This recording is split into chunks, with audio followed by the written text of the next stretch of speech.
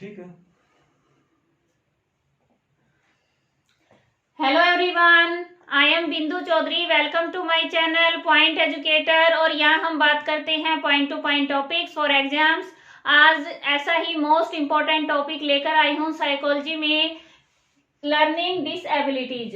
जो पढ़ने में अक्षमता है, बच्चे किस कारण से पढ़ नहीं पाते, लिख नहीं पाते, वो सभी आज हम करेंगे। और ये टॉपिक जितना पेपर के लिए इम्पोर्टेंट है उतना ही हमारे डेली लाइफ से भी संबंधित है, क्योंकि हमारे आसपास बच्चे हैं या फिर हम स्कूल में पढ़ा रहे हैं, वहां पर बच्चे हैं, उनमें क्या परेशानी है, किस वजह से वो ऐसा कर रहे हैं, लिख नहीं पा रहे, पढ़ नहीं पा रहे, या कोई इनको मेंटल डिसऑर्डर है जिसके कारण वो बार बार हमसे और बच्चों से पिछड़ रहे हैं।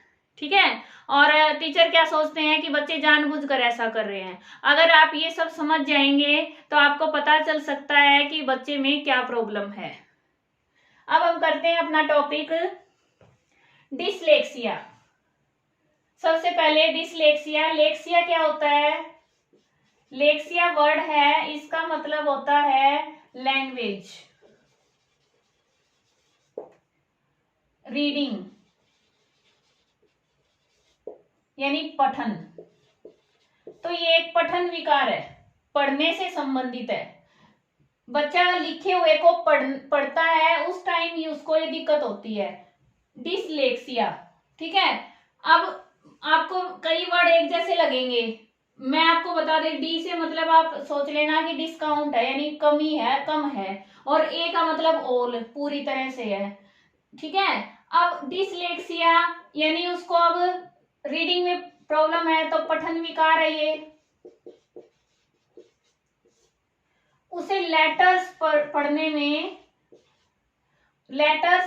में क्या है, परेशानी है, लिखे हुए को वो अच्छे से नहीं पढ़ पाता। कैसे? जैसे बी है, बी को डी पढ़ लेता है, डी को बी पढ़ लेता है, डब्ल्यू को एम पढ़ लेता है, एम को डब्ल्यू पढ़ लेता है। तारे जमी पर फिल्म है ना, मूवी, वो देखी होगी आपने, उसमें जो बच्चा है उसको डिसलेक्सिया बीमारी है। ठीक है। इसमें क्लियर हुआ, यानी लेटर्स पढ़ने में दिक्कत आती है। अब आ गया हमारा अलेक्सिया। अब अलेक्सिया क्या है? अलेक्सिया हो गई उसको ऑल, यानी पूरा पूरा वर्ड ही समझ नहीं आता, वर्ड ही पढ़ नहीं पाता वो। ठीक है, पूरी तरह से असमर्थ है भाषा पढ़ने में। फिर है हाइपरलेक्सिया। हाइपर क्या होता है भाई? ये तो हाइपर हो गया, यानी तीव्र, तीव्रता। तो इसका मतलब क्या है? हाइपर यानी वो तीव्र गति से पढ़ता है, तीव्रता से पढ़ता है। लेकिन अब प्रॉब्लम कहाँ है? पढ़ तो रहा है वो अच्छे से, लेकिन उसमें प्रॉब्लम ये है, वो जितना तेजी से पढ़ रहा है उसको अर्थ समझ नहीं आ रहा, वो उसको अभी व्यक्त नहीं कर पाएगा कि उसने क्या पढ़ा है। ठीक है, तो ये भी एक तरह से प्रॉब्लम है। अब आ गया हमारा अगला डिसग्राफिया। अब ग्राफ क्या होता है? ग्राफ देखा है आपने, कहाँ होता है? नोटबुक में होता है, पेज पर होता है, उसमें हम पेन पेंसिल का यूज करते हैं। ठीक है, ग्राफ बनाने के लिए पेन पेंसिल चाहिए। तो ये क्या हो गया? लेखन विकार हो गया, लिखने संबंधित डिसेबिलिटी है, अक्षमता है। अब लेखन संबंधी कैसे है कि कैसे पता चलेगा? बच्चा जो पेन पेंसिल पकड़ता है उसका जो पकड़ने का तरीका है वो अलग होगा, उसकी राइटिंग इतनी गंदी होगी खुद ही नहीं समझ पाएगा, और दूसरी वो लिखने से कतराएगा कि उसे लिखने का काम ना मिले। ठीक है, तो ये होता है डिसग्राफिया, लिखने में परेशानी है उसको। फिर है डिसकैलकुलिया। डिसकैलकुलिया, अब कैलकुलेटर किस में यूज होता है? गणित में, मैथ में। अब मैथ्स में ये यूज होता है, तो ये मैथ की प्रॉब्लम है। कैलकुलेटर क्या करते हैं? अंकों की गणना करते हैं। तो अंकगणित जो हमारी अर्थमेटिक है उसमें समझने में दिक्कत आती है उसको, वो एक दिन समझ लेगा, दूसरे दिन फिर साफ। कई बच्चों के साथ होता है मैथ्स में ऐसा। और जैसे डायरेक्शन के बारे में अच्छे से ज्ञान नहीं कर पाएगा, उसको बार बार बताते हैं ये डायरेक्शन इधर है, फिर भी वो कंफ्यूज रहता है। ये इसमें आता है डिसकैलकुलिया में, उसे अंकगणित से संबंधित प्रॉब्लम होती, समझ नहीं पाता, संख्याओं से संबंधित। फिर है अफेजिया। अफेजिया क्या होता है? अब देखो, हमारे लाइट होती है, उसमें क्या होते हैं, कहते हैं फेज, 3 फेज की लाइट आई हुई है, ठीक है, रिलेट करके समझेंगे। यहाँ पर फेज, भाषा का फेज समझ लो कि भाषा का एक फेज है, और वो ए, अभी बताया मैंने, ए में यानी ऑल, उसके सारे फेज उड़ गए। इसका मतलब क्या है? भाषा संप्रेषण है, भाषा संप्रेषण पूरी तरह से प्रभावित हो गया। किसी ब्रेन में दिक्कत हो जाए, कोई चोट लग जाए या और कोई प्रॉब्लम हो जाए, उसके कारण होता है ये, ठीक है। अब डिसफेजिया, डिसफेजिया क्या है? अब डिस्काउंट हो गया, यानी आंशिक रूप से, पूरी तरह से नहीं, आंशिक रूप से वो भाषा जो दूसरा बोल रहा है, संप्रेषण क्या होता है? बोलना, सुनना, तो ना वो बोल पाते हैं ना सुन पाते हैं, उसको समझ नहीं पाते, ठीक है। तो भाषा का संप्रेषण है वो आंशिक रूप से प्रभावित होता है, और इसमें अफेसिया यानी ऑल पूरी तरह से प्रभावित होता है। क्लियर है? और करेंगे अभी। अब कुछ और डिसेबिलिटीज हैं, वो करेंगे। उससे पहले एक बात क्लियर करना चाहती हूँ कि ये जरूरी नहीं है कि किसी बच्चे में ये डिसेबिलिटी मिल जाए और वो कुछ कर नहीं पाएगा। ये कुछ ऐसी पर्टिकुलर अक्षमताएं होती हैं, डिसेबिलिटी होती हैं कि वो विशेष भी कर सकता है। जैसे थॉमस एडिसन थे, उन्हें स्कूल से निकाल दिया था कि भाई ये कुछ नहीं कर सकता, पढ़ने लिखने में सही नहीं है। उन्होंने अब क्या किया, सबको पता है, जिसके प्रकाश में हम आज भी बैठे हैं, उन्होंने बल्ब का आविष्कार किया था। इसी तरह से और भी हस्तियां हैं, जॉर्ज वाशिंगटन है, और भी कई ऐसे हैं जिन्होंने काफी इतने अच्छे काम किए हैं, आविष्कार किए हैं, और वो इस तरह की डिसेबिलिटी के शिकार थे। तो बच्चों में अगर इस तरह की डिसेबिलिटी है तो उनको उनके हिसाब से एजुकेशन दी जाए तो उनको अच्छा किया जा सकता है, उनका भविष्य सुधारा जा सकता है। अब है डिसअर्थिया। डिसअर्थिया और ये डिसग्लोसिया, ये दोनों है बोलने संबंधी। कैसे? डिसअर्थिया से ग्रसित जो होगा वो धीरे धीरे शब्द बोलेगा, बात बताएगा अपनी, और इसके कई कारण हो सकते हैं। इसमें जैसा किसी को पैरालिसिस आ गया, भाई जो लकवा है वो आ गया, उससे उसकी जुबान है वो अच्छे से क्लियर नहीं आ रही, ठीक है। वीकनेस इन मसल्स, जो हमारी टंग की मसल्स हैं उसमें कमजोरी हो, उसके कारण भी हो सकता है। तो धीरे धीरे बोलेगा, उसका अर्थ क्लियर नहीं होगा, समझ नहीं आएगा। फिर है डिसग्लोसिया। डिसग्लोसिया, इसको गले से जोड़ लो, गले से जोड़ लो कि उसके गले में वोकल जो स्ट्रक्चर है उसमें कोई प्रॉब्लम आ जाती है। जैसे कई बार भाई ट्यूमर हो जाता है और उससे ऑपरेशन सर्जरी करवानी पड़ जाती है, तो गले में जो सारा स्ट्रक्चर है वो चेंज हो जाएगा, उसकी आवाज है वो अलग हो जाएगी। इस तरह से जो प्रॉब्लम आती है बोलने में वो होती है डिसग्लोसिया, ठीक है। ये गले से संबंधित करके याद कर लेना। फिर है अप्रेक्सिया। अप्रेक्सिया, डिसअप्रेक्सिया, ये दोनों हैं। इसमें बच्चे को यानी इंप्रेशन माइंड से संबंधित है। ये जो हमारा न्यूरोलॉजिकल सिस्टम है, तंत्रिका तंत्र, ठीक है, तंत्रिका तंत्र से संबंधित है। ब्रेन में जो हमारी न्यूरॉन्स हैं वो सही इंप्रेशन नहीं भेज पाती, वहां सूचनाएं सही नहीं पहुंचती, वहां से वापिस सूचना जो काम करने के लिए मोटर स्किल्स होती हैं, मोटर एक्टिविटी करते हैं, उनकी सही इंप्रेशन नहीं आती। तो ऑल, ए से बताया था मैंने, ए से पूरी तरह से ऑल इंप्रेशन नहीं पहुंच पाते काम करने के लिए, चलने फिरने में कठिनाई होती है, लिखने में कठिनाई होती है, ठीक है। यानी जो मोटर स्किल है ना उनमें परेशानी आती है अप्रेक्सिया में। फिर है डिस्प्रेक्सिया। डिस्प्रेक्सिया यानी डिस्काउंट, ठीक है भाई, यानी कम, उससे थोड़ा सा कम। इसमें उन्हें परेशानी तो होती है लेकिन कम होती है, पूरी तरह से नहीं, आंशिक रूप से। इसको और तरह से समझाती हूं मैं। कई बार क्या होता है कि व्यक्ति इंटेलिजेंट है लेकिन कोई पर्टिकुलर काम नहीं कर पाता, जैसे कार चलाना उसको नहीं आता, वैसे इंटेलिजेंट है, कोशिश करने से भी नहीं आता। कई को ऐसे होते हैं, कई उनको पर्टिकुलर गेम नहीं आता, तो वो होता है डिस्प्रेक्सिया, पर्टिकुलर काम में असमर्थ। अमनेशिया, अब अमनेशिया इसको ऐसे याद करो, ए से ऑल यानी पूरी, एम से मेमोरी, मेमोरी पूरी तरह से खत्म हो जाती, हिंदी में इसको स्मृति लोपन कहते हैं।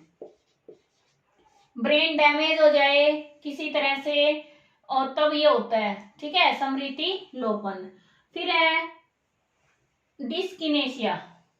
अब डिस्किनेशिया क्या होता है, इसको एक ऐसे एग्जांपल से कर देती हूँ रिलेट, आप कभी नहीं भूलोगे।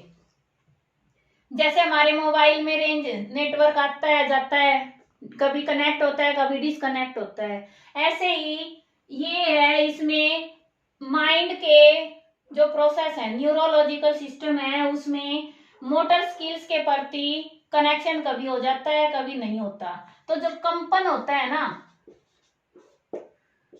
बॉडी पार्ट्स में, किसी के हाथ हिलने लग जाते हैं, किसी का पैर हिलने लग जाता है, किसी की गर्दन हिलने लग जाती है, वो होती है डिस्कनेशिया, यानी डिस्कनेक्शन हो रहा है, ठीक है, डिस्कनेक्टिविटी हो रही है, इसलिए कंपन हो रहा है, दिमाग से सही उसका प्रोसेस नहीं हो रहा, वहां से सूचना सही नहीं मिल रही, ठीक है। फिर है डिसबुलिया, डिसबुलिया यानी भूल भुलैया, ठीक है, डिसबुलिया भूल भुलैया, व्यक्ति एक भूल भुलैया की तरह रहता है, वो ध्यान केंद्रित नहीं कर पाता,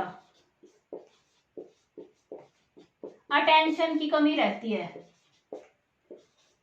काम कहीं करता है चल कहीं रहा है और ध्यान केंद्रित चाहकर भी नहीं कर पाता, ये होता है डिसबुलिया। ये सब आपको याद करने के लिए बताया मैंने, ताकि पेपर में अगर कोई वर्ड आ जाए तो आपको ये नहीं लगे कि ये कहाँ से आ गए और क्या होता है, ठीक है। अब इसके बाद हम कुछ करेंगे, आजकल जो इमोशनल डिसऑर्डर है ना वो भी शामिल कर दिए हैं, क्योंकि डिप्रेशन, छोटी छोटी एज के बच्चे हैं उन्हें भी डिप्रेशन, इसलिए वो भी क्या है, अधिगम में बाधक हैं। अब कुछ उससे रिलेटेड करेंगे, पीछे क्वेश्चन भी आया था एक उससे रिलेटेड, देखिए मेंटल हेल्थ डिसऑर्डर्स हैं, ठीक है, और इम्पोर्टेंट हैं इसलिए बता रही हूँ। डिसमोर्फिया, डिसमोर्फिया में क्या होता है कि व्यक्ति ये सोचने लग जाता है कि उसका शरीर का कोई विशेष पार्ट है, ठीक है, अंग है, वो दूसरे से छोटा है, तुलना करने लग जाता है,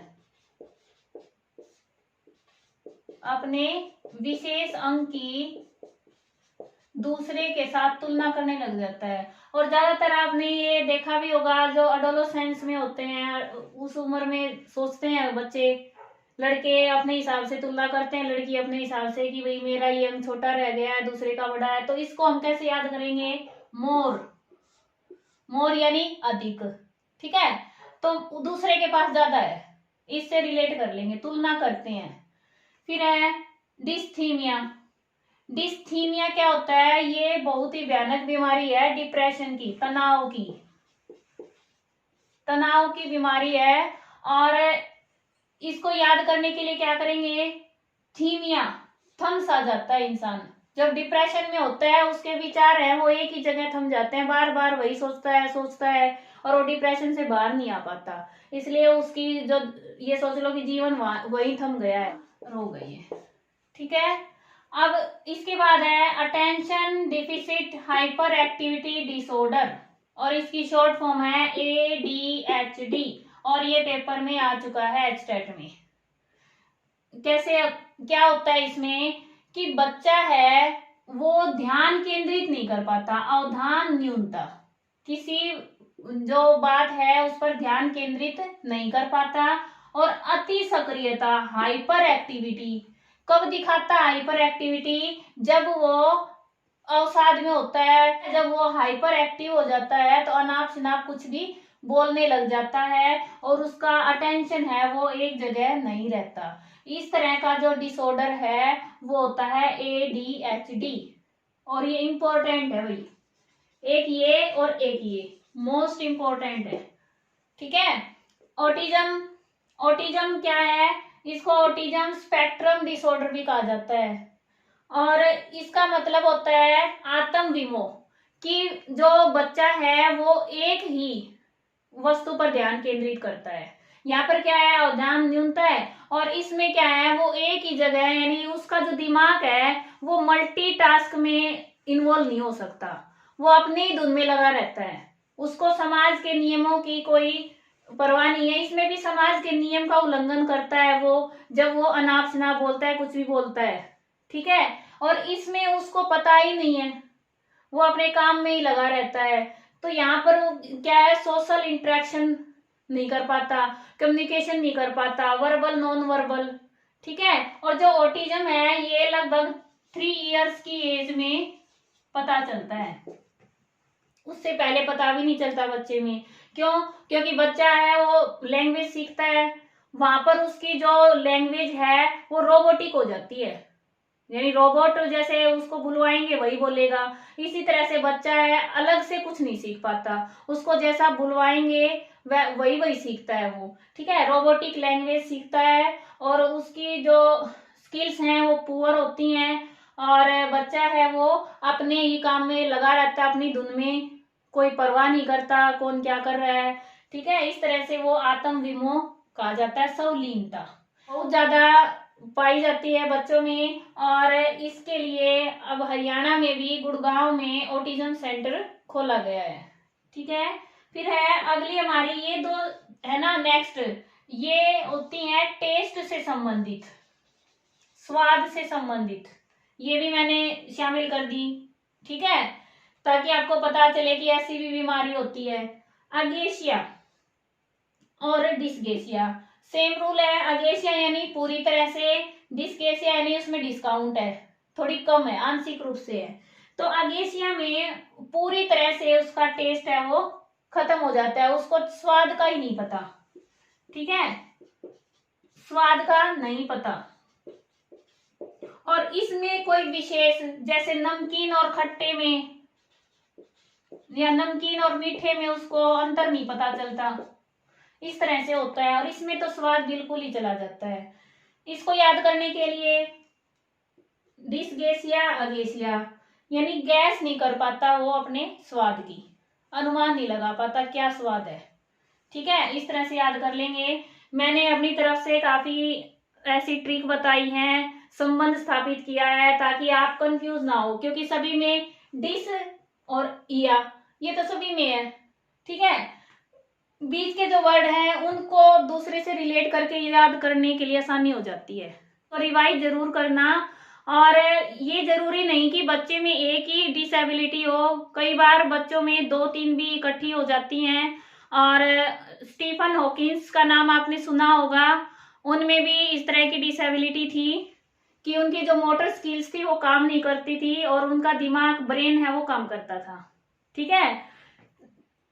और अगर कोई प्रॉब्लम है तो आप बता सकते हैं, और अगर पसंद आई है तो आप दूसरों से बताएं, शेयर करें, लाइक करें और कमेंट जरूर दें। मिलते हैं नेक्स्ट वीडियो में नए टॉपिक के साथ।